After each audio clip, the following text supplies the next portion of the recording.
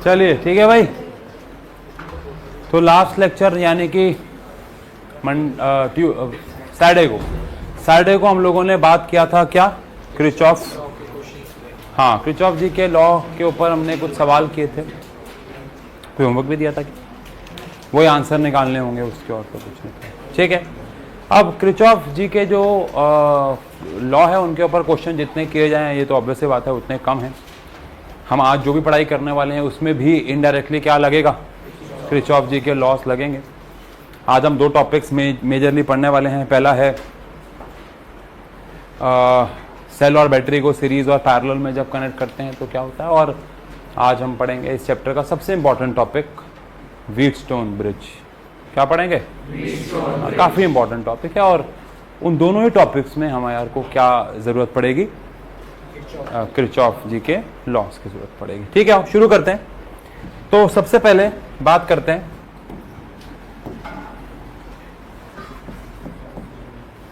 Relation between, बहुत important topic है, relation between internal resistance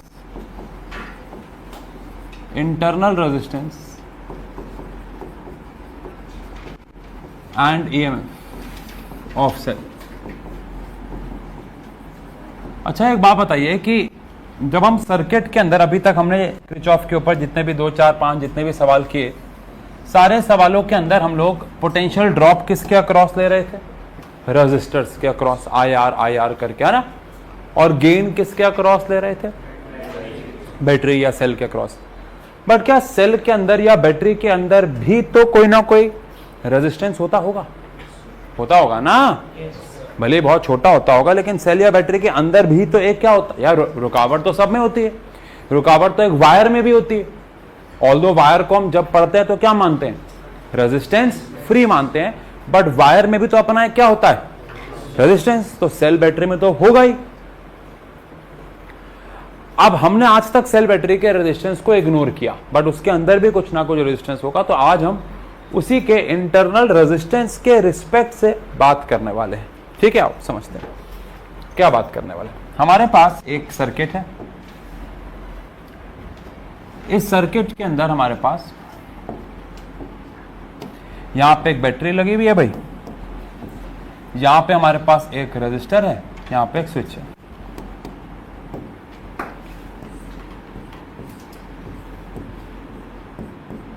यहां पे हमारे पास एक क्या लगा हुआ है, स्विच है, यहां पे हमारे पास एक रेजिस्टेंस है आर।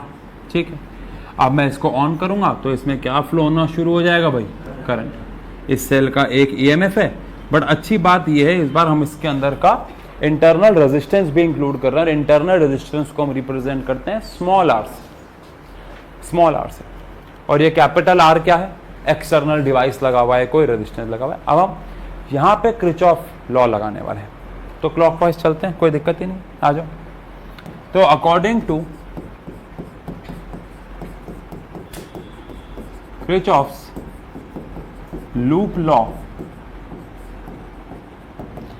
लॉ के हिसाब से अगर मैं चलता हूं, पहले ड्रॉप लेता हूं, ड्रॉप, तो यहां पे आई करंट दौड़ रहा है, तो आई करंट अगर दौड़ रहा है तो इसके अक्रॉस कितना ड्रॉप हुआ, आई आर। अभी तक अगर मैं इंटरनल रेजिस्टेंस की बात ना कर रहा होता तो आई आर ड्रॉप रहता, लेकिन अब मैंने इसके अंदर भी रेजिस्टेंस मान। अच्छा, अब ये कंफ्यूज मत होना कि अगर ये सेल है, सबका ईएमएफ ई है और आर है, तो 2E और 2R होना चाहिए, इसलिए मैं यहाँ पे बैटरी के बजाय क्या बना देता हूँ, सेल बना देता हूँ, ताकि कंफ्यूजन ना हो भाई कोई। ठीक है, अब यहां पे अगर मैं, अभी तक तो क्या होता, अगर इसका मैं इंटरनल रेजिस्टेंस ना मानता तो इसके अक्रॉस ड्रॉप होता, इसके अक्रॉस गेन, लेकिन अब मैं यहां पे आया और इसके अंदर भी एक रेजिस्टेंस है, अगर इसके अंदर भी एक रेजिस्टेंस है तो इसके अक्रॉस भी ड्रॉप हुआ होगा, जो कि क्या होगा, आई स्मॉल आर। अच्छा, अब गेन क्या हुआ होगा, नेगेटिव से पॉजिटिव जा रहा हूं तो पॉजिटिव, तो मुझे यहां से E इज इक्वल टू, देखो मल्टीपल फॉर्मूले मिलेंगे। पहला फॉर्मूला मिला E is equal to I R plus r. ठीक है, अब ध्यान रखना, क्या आई आर जो होता है, कैपिटल आई और कैपिटल आर जो होता है, क्या इसके across, capital I capital R, इसके अक्रॉस पोटेंशियल होगा? अरे बोलो। तो क्या मैं कैपिटल आई कैपिटल आर को V लिख सकता हूं और साथ में क्या है, आई आर।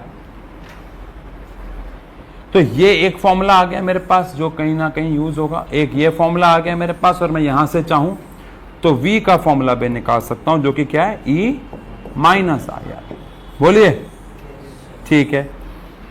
अब आप मुझे बताओ, हमने इस चैप्टर के डे 1 पे बात करी थी कि E is the maximum value of V, और ये फॉर्मूला भी आपको देखो तो दर्शा रहा है, ये फॉर्मूला भी आपको दिखा रहा है कि E और V में E हमेशा बड़ा होगा। इस फॉर्मूले देखो, इस फॉर्मूले देखो, E क्या है, V प्लस IR है, V प्लस IR है, तो E हमेशा V से बड़ा होगा।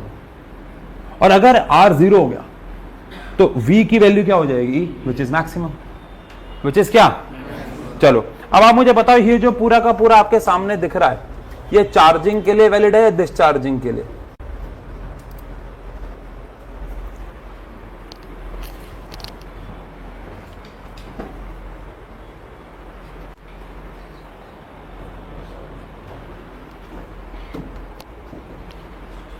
ये चार्जिंग के लिए वैलिड है या डिस्चार्जिंग के लिए। हाँ, मैंने रीस्टार्ट की क्लास, अब ठीक है ना। हाँ, आपको याद होगा दो कंडीशंस होती हैं, एक होता है जब हम बैटरी को यूज कर रहे होते हैं, बैटरी को यूज कर रहे हैं, या सेल, यहाँ पे हम सेल को यूज कर रहे हैं तो चार्ज कर रहे हैं, यूज कर रहे हैं, यूज करने को क्या बोलते हैं, डिस्चार्ज। तो डिस्चार्जिंग की इक्वेशन बनाई है हमने। अगर इसी के, अभी ये जो इक्वेशन है हमारे पास डिस्चार्जिंग है, अगर मैं बोलूं वाइल चार्जिंग, वाइल चार्जिंग, तो इनमें से क्या बदलेगा, आंसर है सिर्फ एक चीज, वो है करंट की डायरेक्शन, यस और नो। अगर ऐसा है तो हमारे पास E is equal to V plus IR के बजाय माइनस IR हो जाएगा, अगर कहीं पे कौन सा केस आ जाए, चार्जिंग। NCERT में नहीं, लेकिन एग्जाम में आए हुए हैं चार्जिंग के केसेस, फिजिक्स में, केमिस्ट्री में तो आते हैं, इलेक्ट्रोकेमिस्ट्री में, फिजिक्स में भी आ सकते हैं।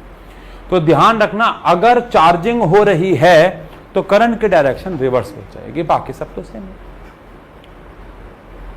और वहां पे ये भी समझ में आता है कि फिर V बढ़ जाएगा E से, और होना भी चाहिए, बिकॉज अब मुझे क्या करना है, चार्ज, तो अब मुझे जो पोटेंशियल डिफरेंस अप्लाई करना है वो EMF से बड़ा होना चाहिए, तभी तो वो चार्ज होगा। ये बात हम इलेक्ट्रोकेमिस्ट्री में डिस्कस कर चुके हैं, डन है। अब ये तो हमने एक सेल लगाया, अब अगर मल्टीपल सेल लगाएंगे तो क्या होगा। बड़ी प्यारी चीज पूछने जा रहा हूं आपसे, आपने अपने घर में मल्टीपल सेल लगाए कभी? हाँ, रिमोट में लगाए। चलो हाथ खड़ा करके बताना, कितने बच्चों को लगता है वो सीरीज में है, कितने बच्चों को लगता है पैरेलल में, कितने बच्चों को लगता है वो सीरीज कॉम्बिनेशन में।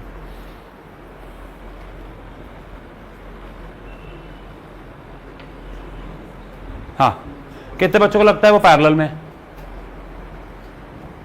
अरे बाकी को क्या लगता है? हाँ, बाकी को क्या लगता है भाई? अच्छा, आप यानी कि मोस्टली इतने अभी सोचा ही नहीं इस बारे में, है सीरीज में होता है शायद। चलो चलो ऐसा करते हैं, मैं आपको सीरीज पैरेलल पढ़ाता हूं, फिर आप बता देना। वैसे वो सीरीज कॉम्बिनेशन होते हैं। कौन सा कॉम्बिनेशन होते हैं? हाँ, फिर आप बताना। चलो ऐसा करते हैं, पहले पढ़ते हैं, फिर आप बताना कि हम कब सेल को सीरीज में लगाते हैं और कब सेल को पैरेलल। हम सबको पता है कि हमारे घर में जो सेटअप लगा हुआ है, जो अप्लायंस लगे हुए, कौन से कॉम्बिनेशन में, पैरेलल। इसका हमने रीजन भी जाना था 10th क्लास में। वोल्टेज सेम मिलती है, एक ऑफ करने पे सारे ऑफ नहीं होते हैं, इंडिविजुअली ऑपरेट कर सकते हैं, एक्सेट्रा, बहुत सारे और फायदे भी। लेकिन सेल को सीरीज पैरेलल में कब लगाते हैं ये कैसे पता है? ये तो आपने पढ़ाई नहीं करी आज तक। चलो आओ ना, पढ़ते हैं इसको, फिर जज करेंगे। तो सबसे पहले करते हैं सेल्स इन सीरीज। इसकी जो डेरिवेशन है वो एनसीईआरटी में नहीं है, पता नहीं एग्जाम में आएगी नहीं आएगी, लेकिन रिजल्ट इंपॉर्टेंट है, रिजल्ट के ऊपर क्वेश्चन बहुत है। हम डेरिवेशन फिर भी कर लेते हैं, बहुत सिंपल सी है। अब हम क्या कर रहे हैं, हमारे पास यहाँ पे कुछ सेल लगे हुए हैं जिनको हम सीरीज कॉम्बिनेशन में लगा रहे हैं। कैसे पता लगता है कि सेल सीरीज कॉम्बिनेशन में लगे हुए हैं भाई? जब पॉजिटिव से क्या कनेक्ट होता है, नेगेटिव, और पॉजिटिव से क्या कनेक्ट हो, नेगेटिव, पॉजिटिव से नेगेटिव, पॉजिटिव से नेगेटिव, तो वो कॉम्बिनेशन कौन सा कॉम्बिनेशन हो जाता है? Series combination. अब अगर ये ऐसा है, इसका ईएमएफ हमारे पास E1 है, इसका ईएमएफ E2 है, इसका ईएमएफ E3 है, इसका इंटरनल रेजिस्टेंस R1 है, R सबका सेम भी हो सकता है, अभी के लिए मान के चल रहे हैं सारे सेल अलग हैं। इसका इंटरनल रेजिस्टेंस R2 है और इसका इंटरनल रेजिस्टेंस R3। अब इनमें से जो भी करंट बनेगा क्या वो सब में सेम होगा, क्योंकि कौन सा कॉम्बिनेशन है भाई, तो सबका करंट क्या होगा सेम, लेकिन सबका अक्रॉस वोल्टेज ड्रॉप क्या होगा, अलग अलग होगा। यस और नो? सबका वोल्टेज ड्रॉप क्या होगा, अलग अलग होगा। ठीक है, अलग अलग होगा। अब अगर ऐसा है तो V net is equals to क्या होगा, बोलो, V1 plus V2 plus V3 so on. जो भी V नेट होगा V1 plus V2 plus V3 होगा। अच्छा, अब इस वाली इक्वेशन से बताओ V का फॉर्मूला क्या है, E minus I R, discharging के वक्त बात कर रहे हैं, E माइनस आई आर। तो V नेट की जगह मैं लिख रहा हूं E net minus I R net. बोलो, V1 की जगह E1 माइनस आई R1, V2 की जगह E2 माइनस आई R2 और V3 की जगह E3 माइनस आई R3। ये आ गया मेरे पास E नेट माइनस आई R नेट। अब इसमें मैं अगर E1 plus E2 plus E3 एक तरफ लिख दूं और बाकी सब में क्या है देखो, माइनस आई R1 माइनस आई R2 तो अगर मैं माइनस आई कॉमन ले लूं तो अंदर क्या बच गया, R1 plus R2 plus R3। अगर आप LHS और RHS को कंपेयर करो तो क्या E नेट जो है इस ब्रैकेट के बराबर है और I उस ब्रैकेट के, इसमें भी माइनस I है, इसमें माइनस I है, तो यहां पे R उस ब्रैकेट के बराबर हो गया। बोलो, तो ऑन कंपेयरिंग अगर दोनों को कंपेयर किया जाता है तो E नेट किसके बराबर मिलता है, E1 plus E2 plus E3 के। अच्छा, R नेट तो मुझे लगता है आप सबने ये एक्सपेक्ट किया ही होगा भाई, बिकॉज कौन सा कॉम्बिनेशन है, अब सीरीज कॉम्बिनेशन है तो रेजिस्टेंस तो यही आना चाहिए था, क्योंकि भैया चाहे वो सेल का रेजिस्टेंस हो चाहे वो रजिस्टर का रेजिस्टेंस हो, सीरीज तो सीरीज ही है। अब R, इसका R1 है, इसका R2 है, इसका R3 है, सब सीरीज में लगे हुए, तो नेट रेजिस्टेंस तो क्या ही आएगा, R1 plus R2 plus R3 आएगा। डन है क्या?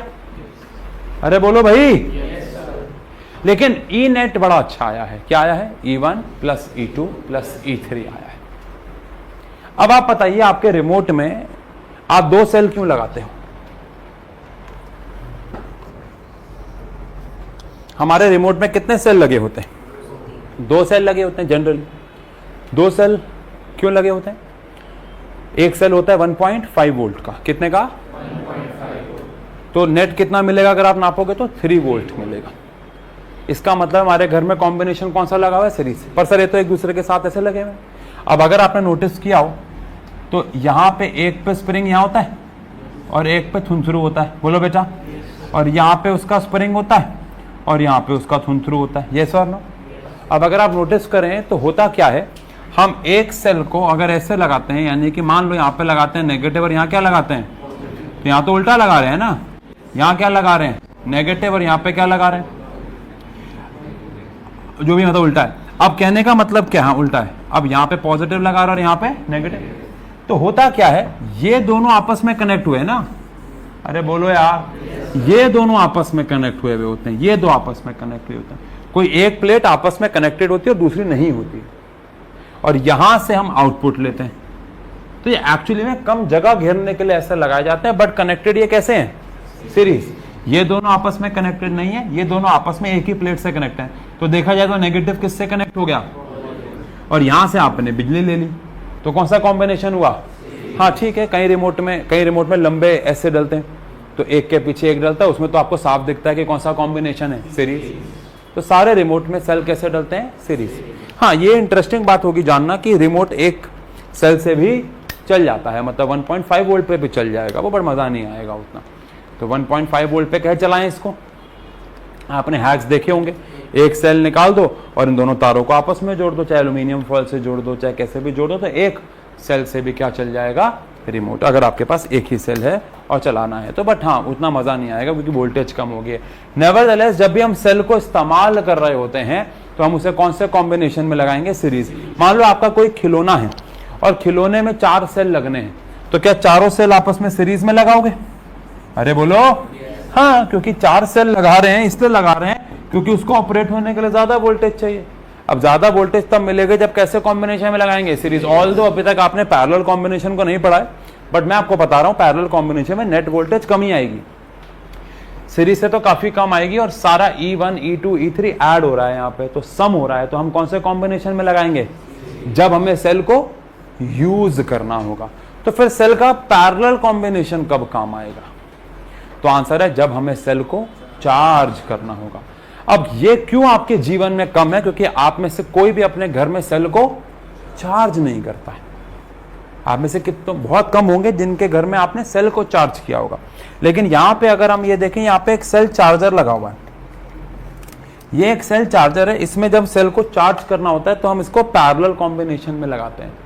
ये देखो, इसका ये थ्रू ऊपर लगा हुआ है ना, ये देखो ऐसे कनेक्ट हुआ, और ये भी ऐसे ही कनेक्टेड है। चारों सेल ऐसे लगते हैं, सबका पॉजिटिव पॉजिटिव पॉजिटिव पॉजिटिव ऊपर, नेगेटिव नेगेटिव नेगेटिव नेगेटिव नीचे। क्यों ऐसा, क्योंकि हमें इसको चार्ज करना है, और चार्ज ये सेम वोल्टेज पे होने चाहिए, अलग अलग वोल्टेज पे।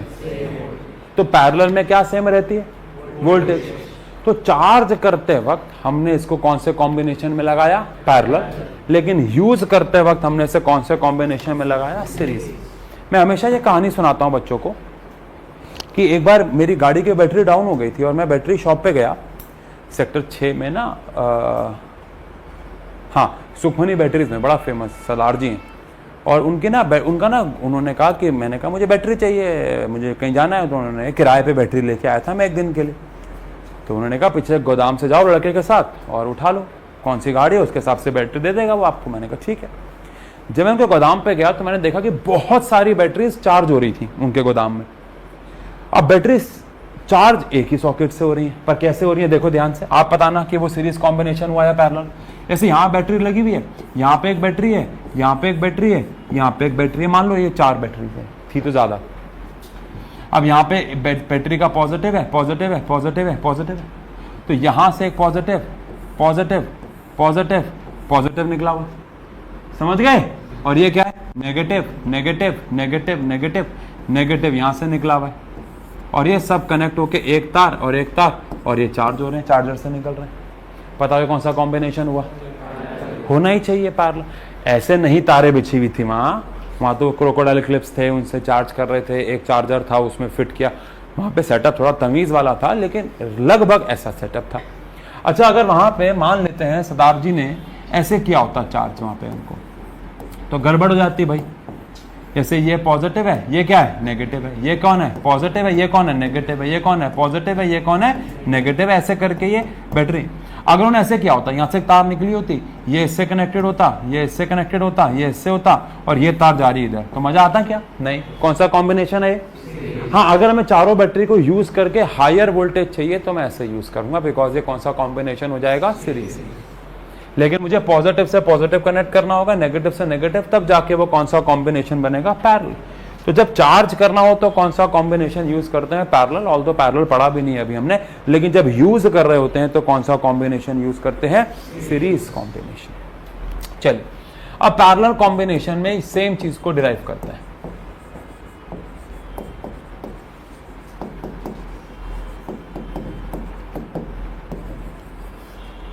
अच्छा, अगर इसी में एक सेल उल्टा लगाओ तो रेजिस्टेंस तो यही रहेगा, अरे बोलो, लेकिन क्या उसका ईएमएफ माइनस हो जाएगा, है? चलो एक इंटरेस्टिंग सवाल पूछता हूं, कंसेप्चुअल क्वेश्चन, कॉम्पिटेंसी बेस्ड। अगर मैं इस सेल को निकाल के उल्टा लगा दूं तो रिमोट काम करेगा, नहीं करेगा, सबको पता है। लेकिन क्या कोई तरीका है कि मैं 2 सेल लगाऊं, उनमें से एक उल्टा, लेकिन फिर भी ये रिमोट काम कर जाए।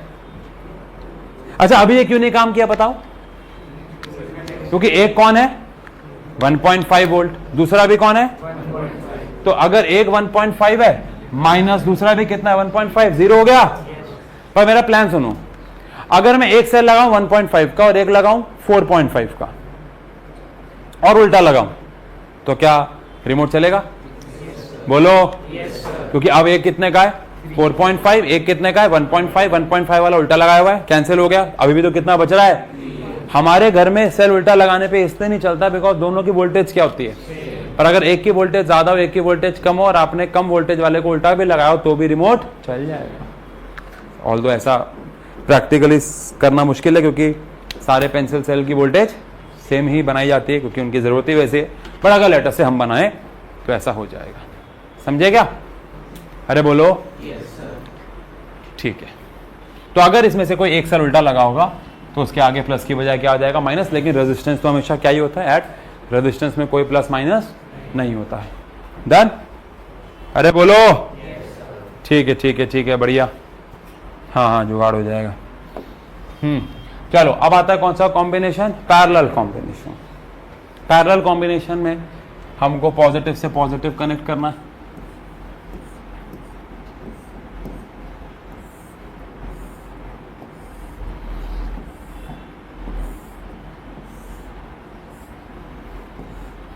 ये पॉजिटिव है और ये नेगेटिव है। ईएमएफ है E1, E2, E3, R1, R2, R3। क्या सबके क्रॉस करंट सेम होगा, अलग होगा? अलग होगा ना, बिकॉज कौन सा मतलब अलग हो सकता है, सेम भी हो सकता है, बट ऐसा तो नहीं है कि सेम ही होगा क्योंकि करंट तो डिवाइड हो रहा है। यहाँ से निकला मान लो क्या I1, यहाँ से I2 और यहाँ से आया I नेट आया, ठीक है। लेकिन वोल्टेज सबके क्रॉस क्या होगी? सेम। तो I नेट को मैं क्या लिख सकता हूँ? I1 plus I2 plus I3 लिख सकता हूँ। चलो, I का फॉर्मूला बताओ, यहाँ से क्या बनेगा?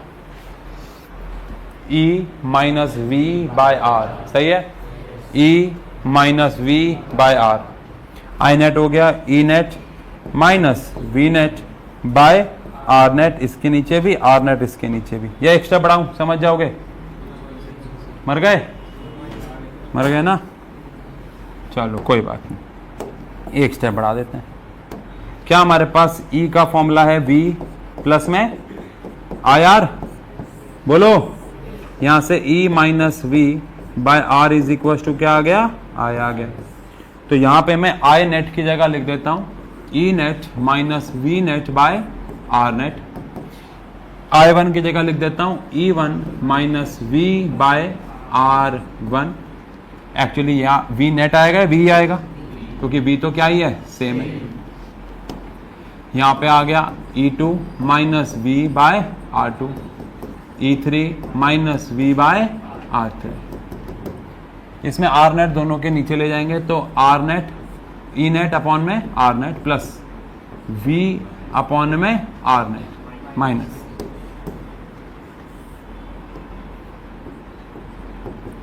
E1 अपॉन में R1 प्लस E2 अपॉन में R2 प्लस E3 अपॉन में R3 माइनस V कॉमन ले लो, क्या बच जाएगा? 1 upon R1 plus 1 upon R2 plus 1 upon R3। ठीक, कंपेयर कर रहा हूं तो E नेट अपॉन में R नेट आ जाता है कौन? E1 अपॉन में R1 प्लस E2 अपॉन में R2 प्लस E3 अपॉन में R3। ये मेरे पास E नेट निकालने का फॉर्मूला आ गया। यानी सबसे पहली चीज तो सीरीज में E नेट निकालना बड़ा आसान था। E1 E2 E3 को क्या करना था? ऐड। लेकिन पैरेलल में अगर मुझे क्या निकालना है? E नेट, तो पहले मुझे R1 R2 R3 की वैल्यूज पता होनी चाहिए और साथ ही साथ मुझे क्या भी निकालना पड़ेगा? R नेट भी निकालना पड़ेगा। बोलो। यानी जो पैरेलल में मुझे नेट ईएमएफ मिलता है कनेक्ट करने के बाद, वो बड़ा कॉम्प्लिकेटेड है निकालना, और वैसे भी हम निकालते नहीं है। हम पैरेलल में जब सेल कनेक्ट करते हैं तो हमें उनसे वोल्टेज चाहिए होती है, हमें उनको देनी होती है, हमें देनी है ताकि वो क्या हो? चार्ज हो। अच्छा, अब कंपेयर करो, ये माइनस V इसमें है, माइनस V उसमें है, कैंसिल हो गया तो क्या आ गया? 1 अपॉन R नेट क्या आ गया? 1 अपॉन R1 1 अपॉन R। ये तो ये एक्सपेक्ट किया होगा आपने, बिकॉज कौन सा कॉम्बिनेशन है भाई? पैरेलल है, तो यही आना चाहिए था। तो सीरीज कॉम्बिनेशन कब इस्तेमाल किया गया? जब सीरीज कॉम्बिनेशन कब इस्तेमाल किया गया? जब हमने सेल को यूज किया। और पैरेलल कॉम्बिनेशन कब इस्तेमाल किया? जब हमने सेल्स को चार्ज किया है। ठीक है, कहीं पे आप चाहो तो नोट का पॉइंट लिख सकते हो। Series combination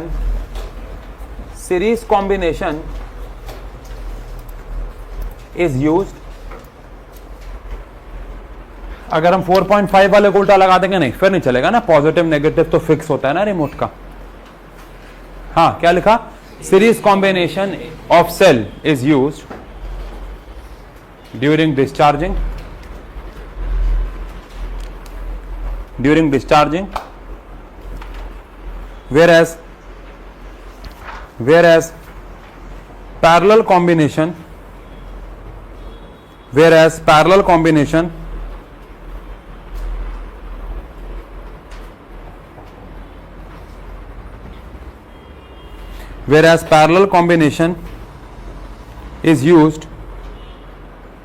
whereas parallel combination is used during charging.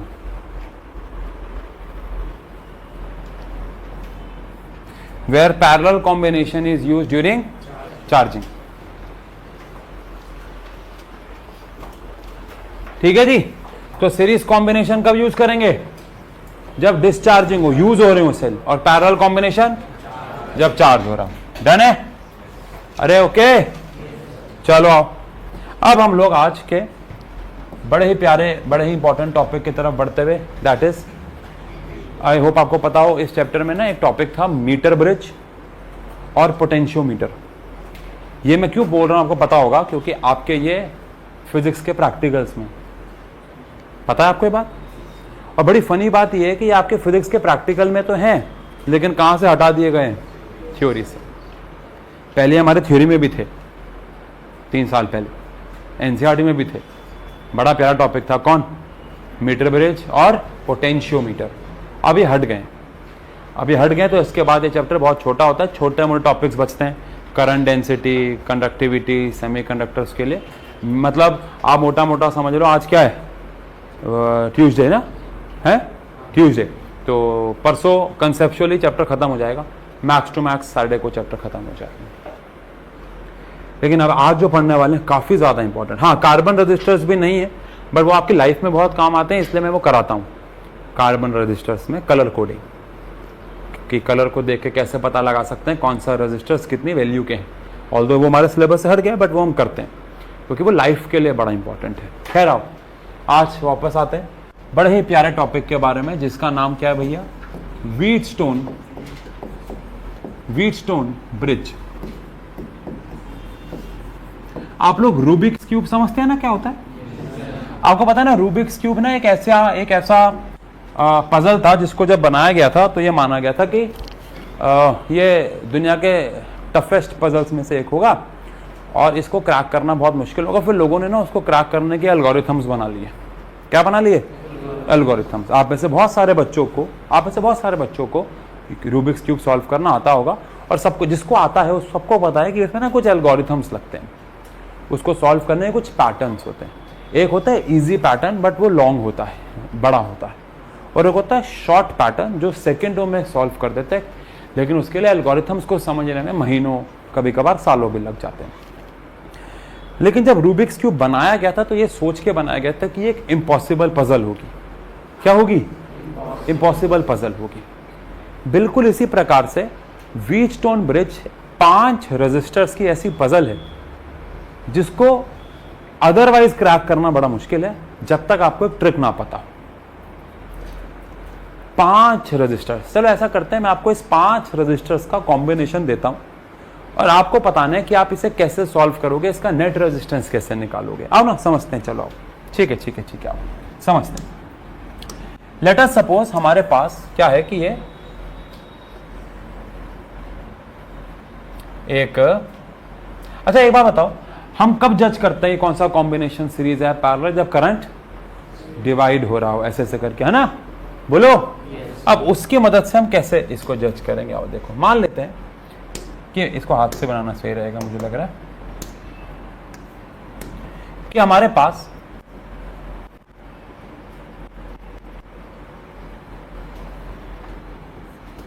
ये 5 रजिस्टर्स का एक कॉम्बिनेशन है।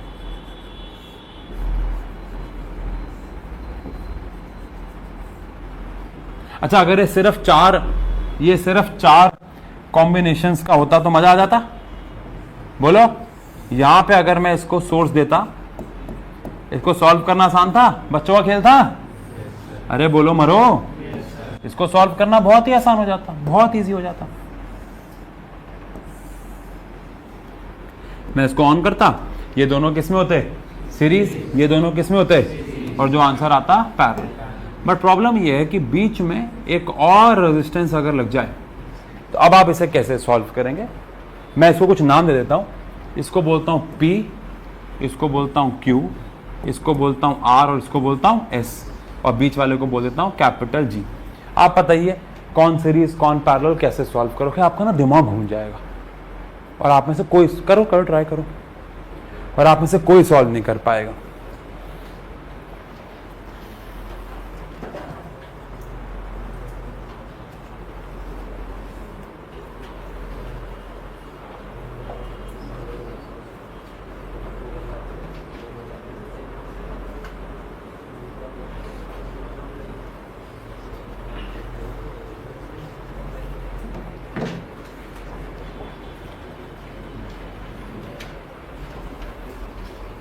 हाँ, तो एक बच्चे ने बिल्कुल सही बोला कि हम सीरीज पैरेलल से तो इसको सॉल्व नहीं कर सकते, लेकिन हम कौन सा लॉ लगा सकते हैं? किरचॉफ का लॉ। वही तो मैंने बोला ना, हर एक पजल जैसे रूबिक्स क्यूब उसको लगा वो कभी सॉल्व नहीं होंगी, बट बाद में एल्गोरिथम्स बने। ऐसे बाद में या जब हमने इस पे सीरीज पैरेलल लगाया तो हमारा दिमाग घूम गया, हमने कहा नहीं भैया ये तो सॉल्व ही नहीं हो सकता। लेकिन जब हमने इस पे क्या लगाया? किरचॉफ के लॉ, तो हमने देखा कि इसको सॉल्व करने का एक तोड़ है, क्यों नहीं लगा सकते? लगा सकते हैं। हर एक ब्रांच में करंट आ जाएगा, करंट से नेट।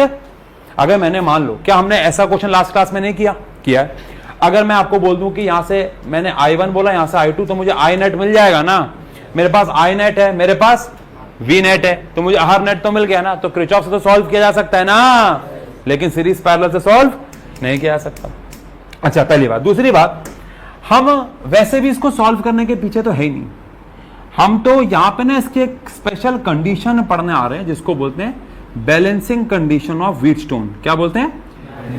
यानी एक स्पेशल कंडीशन में ना बहुत बेहतर बिहेव करता है। वो क्या कंडीशन है बताता हूं। यहां पे हमने लगा दिया एक गैल्वेनोमीटर। क्या लगा दिया है? ऑब्वियस सी बात है, गैल्वेनोमीटर में भी अपना क्या होगा? एक रेजिस्टेंस होगा, जो कि G ही है। ठीक है, अब व्हीटस्टोन अरेंजमेंट तो ये है, लेकिन हमें व्हीटस्टोन अरेंजमेंट नहीं पढ़ना, हमें पढ़ना है क्या? Balancing condition of Wheatstone. ये क्या होता है? Balancing condition of Wheatstone bridge. ये कौन सा कंडीशन है? मतलब इसको शॉर्ट में हम WB कह रहे हैं। ठीक, आओ समझो। Balancing condition of Wheatstone bridge कहते हैं कि व्हेन करंट थ्रू गैल्वेनोमीटर, जब करंट किसके थ्रू? गैल्वेनोमीटर के through. When current through galvanometer is 0, जब गैल्वेनोमीटर के थ्रू करंट कितना जा रहा हो? 0, देन जो P बाय R है, कौन है? P बाय R है, ये बराबर हो जाएगा Q बाय S के। और अगर आपको याद हो तो तुक्के से हमने इसको डिस्कस किया था एक क्वेश्चन में, जो तुक्का हुआ था, जब गलती से हमने इसके रेजिस्टेंस को क्या दे दिया था? बराबर रेशो, और इसमें से करंट क्या आ गया था? 0। याद आया? चलो छोड़ो ना, अब हम क्या कह रहे हैं? हम कह रहे हैं अगर आप व्हीटस्टोन अरेंजमेंट में कुछ भी ऐसा कर दो कि गैल्वेनोमीटर के थ्रू करंट क्या हो जाए? 0 हो जाए, तो ये अपॉन में इसका रेजिस्टेंस बराबर हो जाएगा इसके अपॉन में इसके। और ऑब्वियसली बात है इसका रिवर्स भी पॉसिबल है। हमने अभी क्या बोला? अगर गैल्वेनोमीटर के थ्रू करंट क्या हो जाए तो P बाय R बराबर होगा, लेकिन इसका रिवर्स भी तो पॉसिबल है कि अगर P बाय R का रेशो Q बाय S के बराबर है तो गैल्वेनोमीटर के थ्रू रेजिस्टेंस करंट 0 हो जाएगा। इसका रिवर्स भी पॉसिबल हो जाएगा ऑटोमेटिकली। यस और नो? अब हमें इसको प्रूफ करना है, हमें ये प्रूफ करना है। अभी हम ये साबित भी करने वाले हैं, लेकिन दोबारा समझो हमको क्या साबित करना। अगर गैल्वेनोमीटर में से करंट क्या चला जाए? 0, तो P बाय का रेजिस्टेंस Q बाय के बराबर हो जाएगा। अरे ओके है क्या? yes, चलो इसको प्रूव करने के लिए कुछ करंट ले लेते हैं। आओ, यहां से करंट गया क्या? I, यहां डिवाइड हुआ, इसमें से यहां चला गया कितना? I1। यहां चला गया, मान लेते हैं I2, उसमें से यहां चला गया IG, IG बोले तो करंट थ्रू गैल्वेनोमीटर।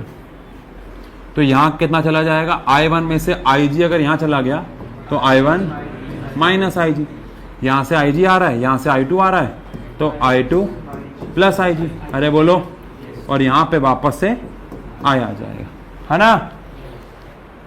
रफ में जाओ, इसके अंदर इक्वेशन बनाओ, रफ में जाओ, इक्वेशन बनाओ, जल्दी जाओ, किरचॉफ की प्रैक्टिस करो।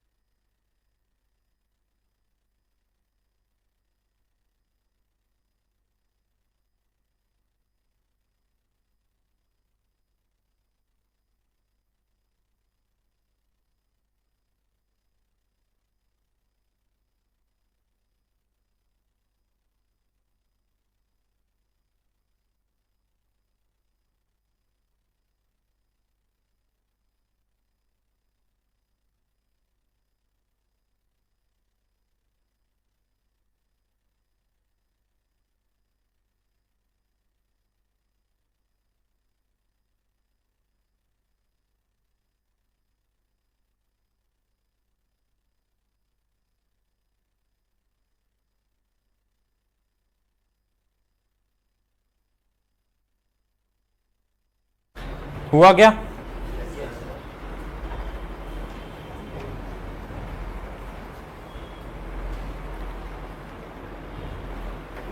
इक्वेशन बनानी है, बाकी सॉल्व नहीं करना यार, बस इक्वेशन बनानी है। हाँ ठीक है, चलो आओ बनाते हैं। तो अगर मैं लूप को नाम दे दूं, लेट से ABCD चलेगा, ABC और D। तो पहले चलते हैं ABDA लूप में।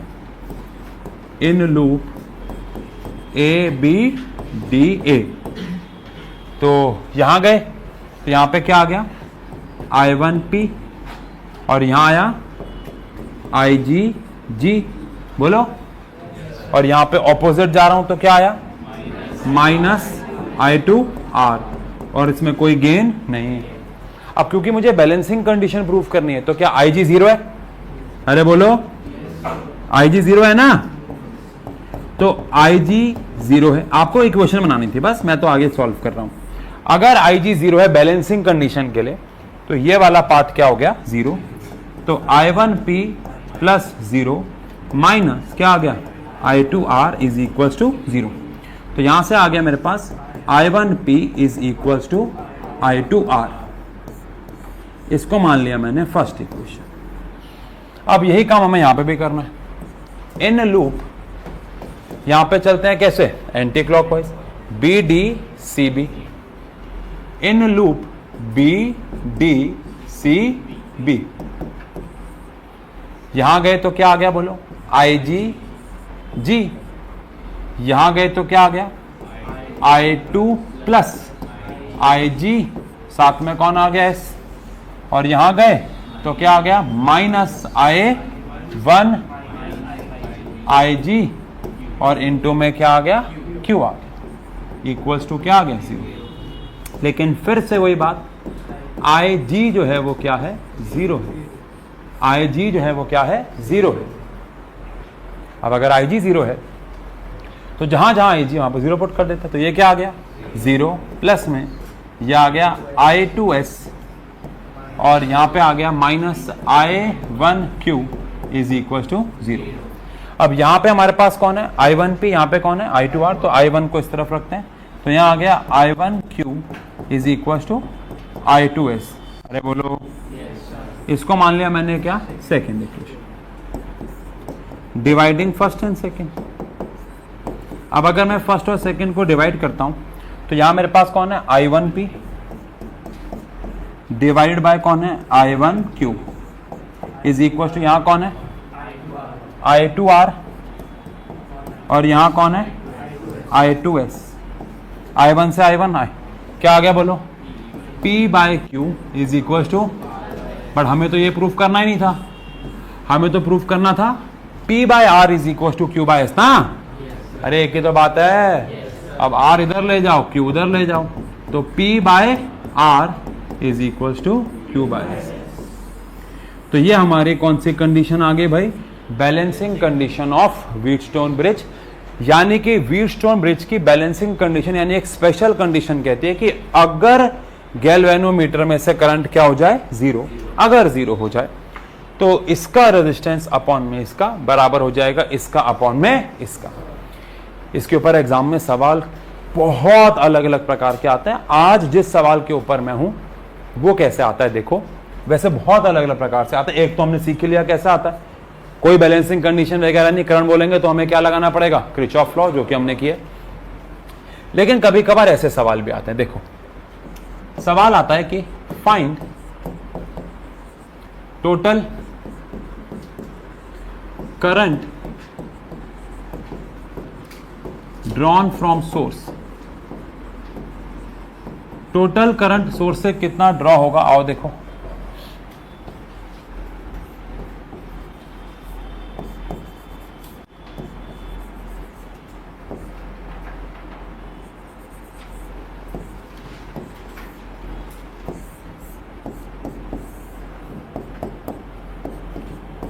यहां 10 वोल्ट की बैटरी लगा रखी है, तो इससे कितना करंट ड्रॉ होगा, मतलब हमें क्या निकालना है, आई निकालना है। क्या निकालना है, यह है 10 अपॉन में 3, मतलब 10 है, इसका 3 है, इसका 30 है, 9 है, ये 5 ओम है। अब करंट कितना ड्रॉ होगा, तो ऐसा क्वेश्चन अगर आता है तो आपके मन में सबसे पहले हो सकता है देखते आ जाए कि मुझे क्या लगाना है, किरचॉफ लॉ। बट सबसे पहले ऐसे क्वेश्चन को देखते देखो क्या वो बैलेंसिंग कंडीशन में तो नहीं है। अगर वो बैलेंस कंडीशन में है तो किरचॉफ लॉ लगाना तो बहुत आसान हो जाएगा मेरे लिए।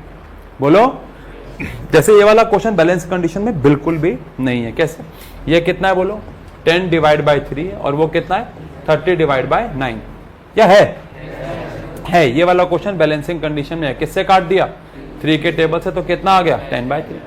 अब अगर ये बैलेंसिंग कंडीशन में ना होता लेटर से, तो फिर तो हमें कैसे करना होता है इसको, जैसे हमने किया हुआ है, बहुत लंबा चौड़ा। फिर ये 1-2 नंबर का थोड़ी ना आएगा, 3 नंबर का आएगा, बहुत बड़ा आएगा।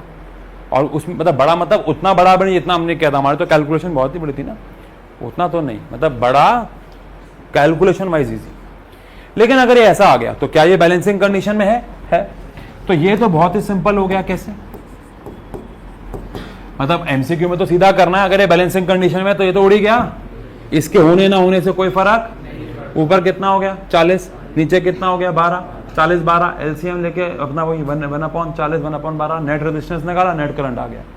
पर लिखना कैसे, अगर 2 नंबर 3 नंबर में आता है तो लिखना होगा आपको कि भाई इसको मान लो आप R1, इसको मान लो आप R2, इसको आप मान लो R3, इसको आप मान लो R4। क्या ये कहना ठीक है कि R1 अपॉन में R2 बराबर है किसके, R3 अपॉन में R4 के। सो व्हीटस्टोन ब्रिज इज इन कौन सी कंडीशन, बैलेंस कंडीशन। और अगर ये बैलेंस कंडीशन में है तो देखा जाए तो मुझे जो सेटअप मिलेगा वो कुछ ऐसा मिल जाएगा इसके बैलेंसिंग कंडीशन में होने के बाद। ये है 10, ये है 30, ये है 3 और ये है 9। सही कह रहा हूं? अरे बोलो, अब तो सॉल्व करना बड़ा आसान। ये कितना आ गया बोलो? 40 और ये कितना आ गया? 12 ओम। अब हम इसको सॉल्व कर लेते हैं। तो 1/r नेट कितना आ गया? 1/40 प्लस 1/12। 40 और 12 का एलसीएम 120। 120 बोलो कितना आ गया? 3 प्लस 5। तो आर नेट कितना आ गया भैया? 120/8। कहाँ 10?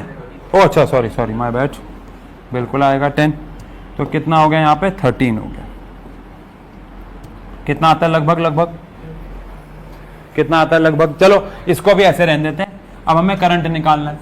आप बताओ करंट कैसे निकालते हैं? करंट का फॉर्मूला क्या? V/R होता है भाई। V कितना है हमारे पास? 10 है। और R कितना है हमारे पास? 120/13। कैंसिल हो गया। कितना आ गया भाई? 13 डिवाइड बाई 12, 1 पॉइंट कुछ एम्पियर आ गया। तो अगर बैलेंसिंग कंडीशन में हो तो क्या काम हमारा आसान हो जाएगा? तो जैसे ही आपको ये अरेंजमेंट दिखे, सबसे पहले आपको ये देखना है क्या वो व्हीटस्टोन अरेंजमेंट है या नहीं। अगर नहीं है तो फिर लंबा चौड़ा काम होगा, है तो ऐसे भी काम कर सकते हैं। डन रहेगा क्या? चलो अब एक सवाल पूछता हूं, आखिरी सवाल भी कह सकते हो आज। अगर मैं इस व्हीटस्टोन अरेंजमेंट में गैल्वेनोमीटर और बैटरी, पहले बात तो एक बार व्हीटस्टोन अरेंजमेंट को देखो, आप आराम से देखो, क्योंकि मैं इसको अलग तरीके से अगले पेज पे बनाने वाला हूं।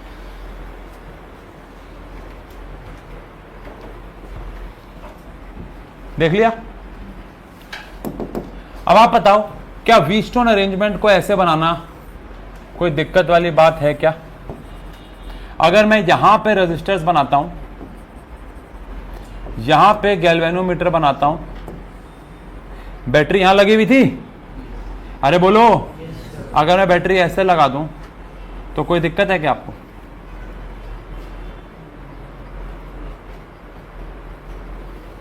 अच्छा टेढ़ा हो गया तो मर गए क्या? कहीं बच्चे तो ऐसे एंगल ऐसे करके देख रहे हैं।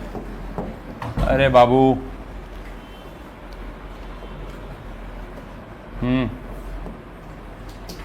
आईपीएल का फाइनल है आज। कौन जीत रहा है आज? पंजाब आरसीबी। अच्छा दोनों एक बार नहीं जीती ना कभी? दोनों नहीं जीती। बहुत ही बढ़िया। ऐसे मैं एक रील देख रहा था और मैं उससे सहमत भी हूं कि अगर आरसीबी हारती है, अगर मतलब, तो आरसीबी का फायदा है, क्योंकि आरसीबी की फैन फॉलोइंग ज्यादा है जब वो हार रही है। समझ रहे मतलब मेरा पॉइंट? समझ गए? तो लॉजिकल बात है, उनकी जर्सी सबसे ज्यादा बिकती है, उनके ऊपर लोग सबसे ज्यादा रील्स बनाते हैं क्योंकि वो हारती है। तो नहीं अच्छी बात है, मतलब वो जीती है तो ऑब्वियस बात है, इससे अच्छा तो कुछ नहीं हो। कोई एक टीम तो जीतेगी, दोनों में से कोई भी एक जो वेल डिजर्विंग होगी। लेकिन ऐसा मैं रील देख रहा था कि उनको प्रॉफिट ज़्यादा होता है अगर वो हारती है। तो जीत जाएगी तो वो फन खत्म हो जाएगा ना, कि कब जीतेगी वाला फन, है ना। खैर चलो, कौन कौन वैसे आरसीबी की साइड है, कौन कौन पंजाब की साइड है? कम है। और कौन कौन आईपीएल देखता ही नहीं है, मेरी तरह है? बहुत बढ़िया, वेरी गुड। बाकी कोई भी जीते अच्छी बात है। चलो आओ, ठीक है, वेरी गुड। RCB fan. अच्छा डीसी क्या है ये?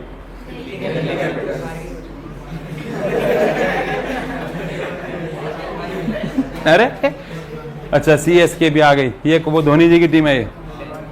चलो मुंबई, हाँ अच्छा, हाँ बहुत बढ़िया। अबे यहाँ दो की बात हुई थी। चलो क्या ये व्हीटस्टोन अरेंजमेंट है? देखो अगर आप ध्यान दो बेटा, तो अभी तक क्या था? ये बैटरी ऐसे लगी हुई थी यहाँ पे। अरे मैंने क्या किया, मैंने इस कनेक्शन को यहां से देने के बजाय यहां से दे दिया। अरे इस सर्किट का समझते हो ना मतलब? इसका मतलब है तार ऊपर से जा रही है, कनेक्ट नहीं हो रही। बोलो ना यार, क्या ये और वो एक ही बात है? अरे ये और वो एक ही बात है। तो मेरा सवाल आपसे ये है कि अगर मैं सेल और गैल्वेनोमीटर की पोजीशन को इंटरचेंज कर देता हूं, अगर मैं सेल यहां लगा देता हूं और गैल्वेनोमीटर यहां लगा देता हूं, ये P है, ये R है, ये Q है, ये S है, ये P है, ये R है, ये बाकी सब सेम है, बस मैंने इनकी पोजीशन को इंटरचेंज कर दिया। तो क्या कोई फर्क पड़ेगा कि नहीं? आपके लिए होमवर्क है। क्वेश्चन